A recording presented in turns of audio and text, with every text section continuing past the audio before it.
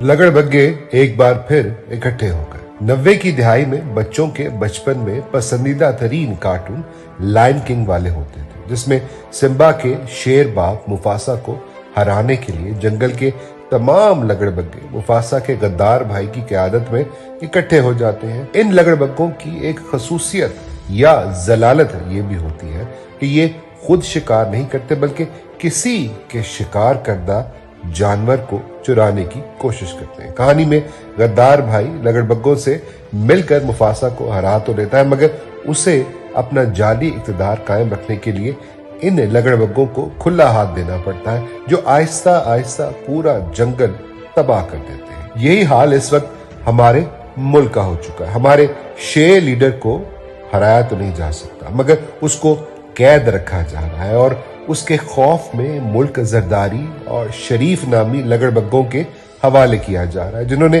पिछले 16 माह में भी हमारा मुल्क तबाह किया और इस बार रही सही कसर भी लगड़बग्गे निकाल देंगे। सिम्बा की कहानी के लगड़बग्गों की तरह हमारे मुल्क के नवाज जरदारी लगड़बग्गे भी इस वक्त अपनी बका की जंग लड़ रहे हैं। इन लगड़बग्गों को मालूम है कि अगर ये इक़्तिदार में ना रहें तो जेल में रहेंगे। आज ये चाहते ना चाहते हुए भी अपनी सियासी कब्र की तरफ बढ़ रहे हैं। इनको मालूम है इनका इक़्तिदार ज्यादा अरसा नहीं चलेगा, मगर ये कोशिश कर रहे हैं कि जितने दिन मुमकिन हो सके इक़्तिदार से चिमटे रहें ताकि जेल से बच सके।